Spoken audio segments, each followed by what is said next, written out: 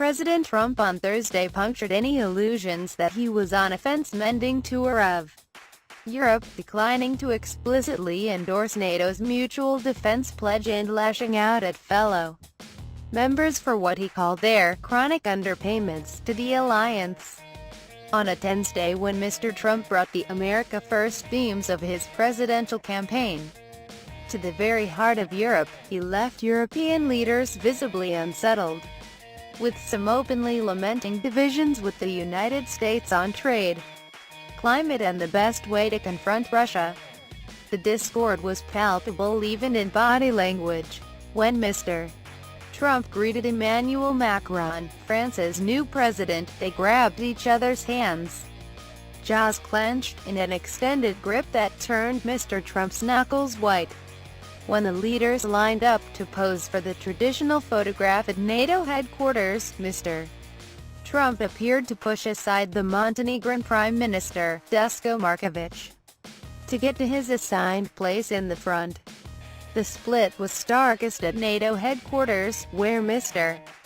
Trump used the dedication of a soaring new building to lecture allies on their financial contributions, far from robustly reaffirming NATO's mutual defense commitment in the way that many members hoped he would. Mr. Trump repeated his complaint that the United States was shouldering an unfair burden. 23 of the 28 member nations are still not paying what they should be paying and what they're supposed to be paying for their defense, Mr. Trump declared, as the leaders shifted uncomfortably behind him, shooting one another sidelong glances. "This is not fair to the people and taxpayers of the United States," he added. "And many of these nations owe massive amounts of money from past years and not paying in those past years."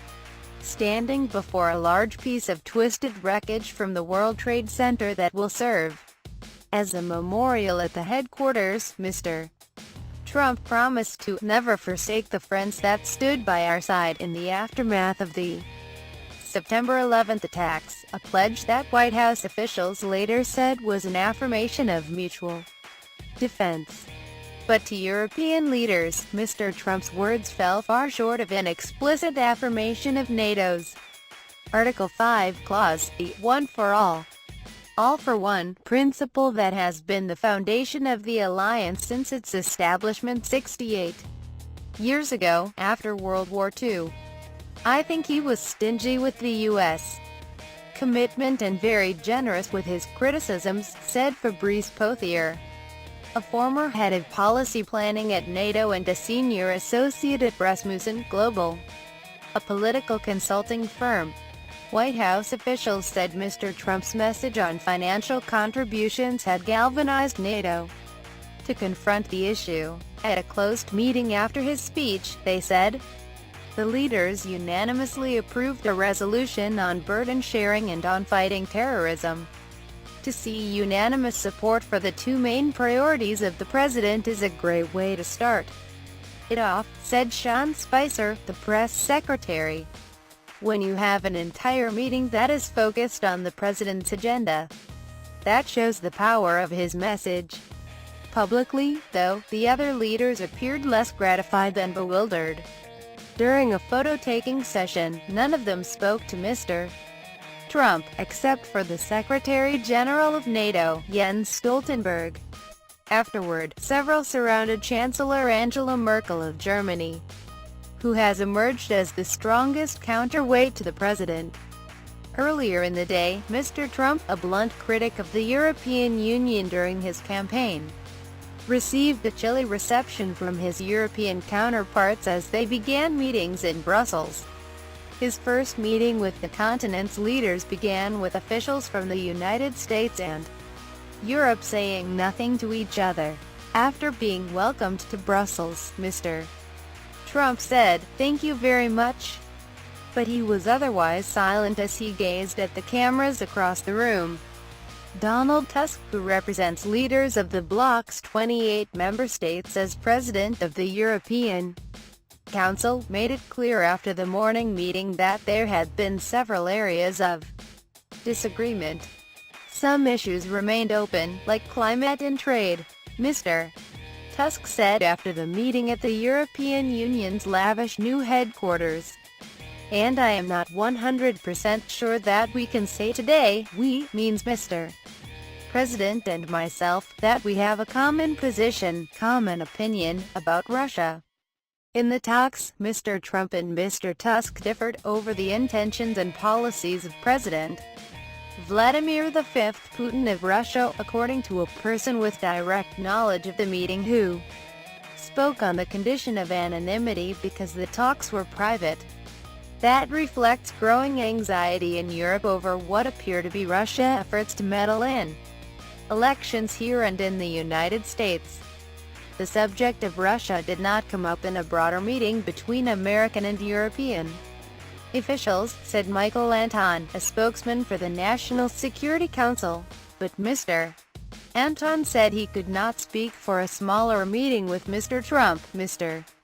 Tusk and the President of the European Commission, Jean-Claude Juncker. The White House put a more positive spin on the day, saying the leaders had discussed ways to deepen cooperation in fighting the Islamic State and reaffirmed the strong bond between the United States and Europe, anchored in shared values and long-standing friendship. Climate change is another bone of contention, however. European leaders are turning up the pressure on Mr. Trump not to withdraw from the Paris Climate Accord that was ratified last year. The campaign began on Wednesday at the Vatican, where Pope Francis gave Mr.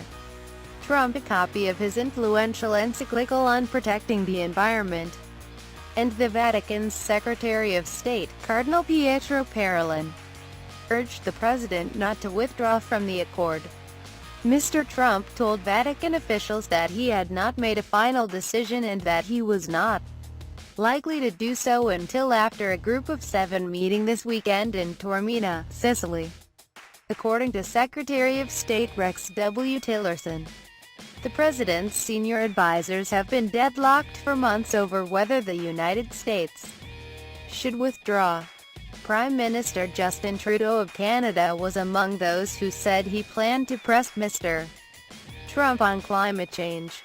One of the things that we understand in Canada is that investing in clean energy and investing in fighting against climate change is going to help us, Mr. Trudeau said, citing efforts by governments and businesses to find ways to avoid polluting the planet. Mr. Trump's handling of Article 5 epitomizes the gulf between him and other leaders. His steadfast refusal to endorse it as a candidate, and later as president, has raised fears among NATO allies about whether the United States would come to their defense in the event of an attack.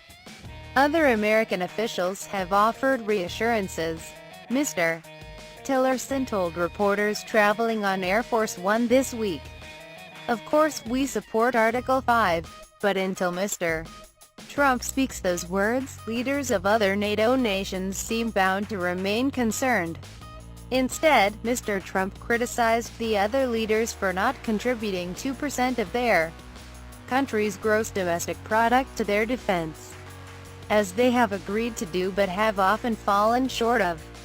He even took a shot at the new headquarters, a vast glass and steel edifice that looks like a series of interconnected airplane hangars. I never asked once what the new NATO headquarters cost, Mr. Trump said. I refuse to do so. But it looks beautiful. In 2014, NATO members agreed to increase their defense spending gradually to meet the 2% of GDP goal, with 20% of that spending on military equipment. Those commitments have not changed, and after remaining flat in 2015, spending increased last year among non-American alliance members. The alarm in Europe over Mr. Trump's presidency has diminished since the days immediately after his election, in part because emissaries like Mr. Tillerson and Vice President Mike Pence have reaffirmed American support for NATO and the European Union.